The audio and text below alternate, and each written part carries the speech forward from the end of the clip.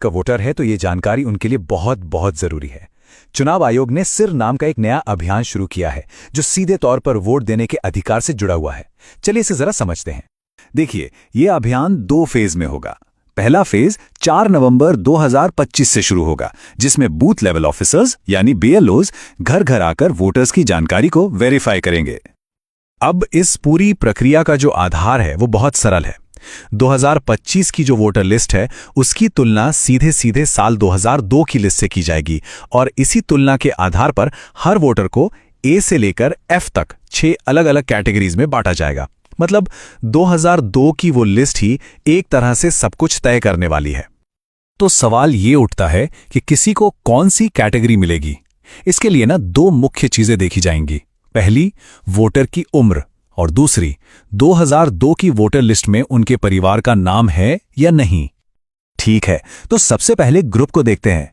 ये वो लोग हैं जिनकी उम्र 38 साल या उससे ज्यादा है, यानी जिनका जन्म 1 जुलाई 1987 को या उससे पहले हुआ है।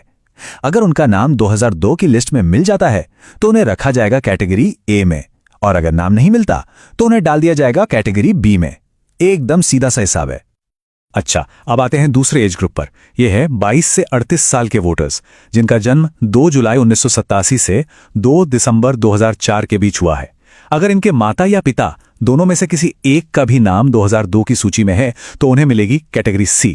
लेकिन अगर माता पिता दोनों में से किसी का भी नाम उस लिस्ट में नहीं है तो फिर उन्हें कैटेगरी D में रखा जाएगा।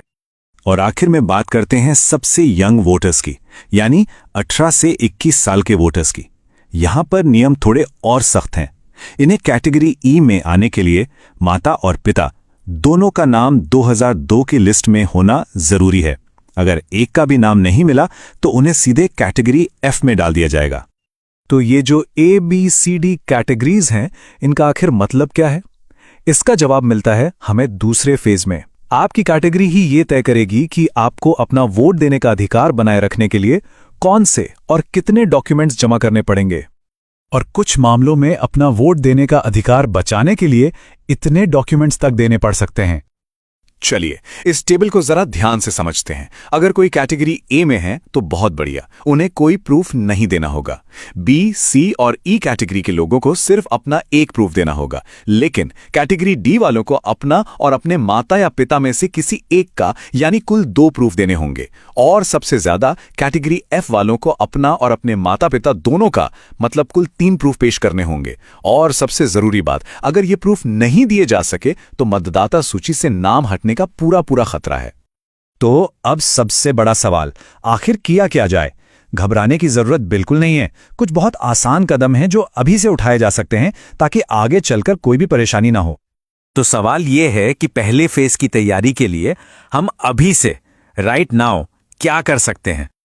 देखिए, हमारा लक्ष्य होना चाहिए कि हम सबसे आसान कैटेगरीज A, C और E में आ जाएं।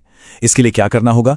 जिनकी उम्र 41 साल से ज्यादा है वो 2002 की लिस्ट से अपना नाम, भाग संख्या और क्रम संख्या ढूंढकर अपने BLO को दे दें। जो 21 से 38 साल के हैं वो अपने माता या पिता में से किसी एक की 2002 की लिस्ट की जानकारी अपने BLO को दे दें। और जो 18 से 21 साल की युवा वोटर हैं वो अपने माता और पिता दोनों की 2002 की जानकारी निकालकर अपने BLO को दे दें। एक बात याद रखिए, अभी से ये थोड़ी सी मेहनत करने का फायदा बहुत बड़ा है। जब पहले फेज में BLO वेरिफिकेशन के लिए आएंगे ना, तो उनके लिए आपको A, C या E जैसी आसान कैटेगरी में डालना बहुत सिंपल हो जाएगा और आप भविष्य की बड़ी मुश्किलों से बच जाएंगे। आखिर में ये सारी मेहनत सिर्फ किसी दस्तावेज के लिए नहीं है। जैसा कि इस गाइड में कहा गया है, ये इसलिए है ताकि हमारा वोट देने का अधिकार बरकरार रहे और हम लोकतंत्र को बचा सकें। तो जागरूक रहिए, अपनी जानकारी तैयार रखिए और इस जरूरी संदेश को दूसरों तक भी जरूर पहुंचाइए।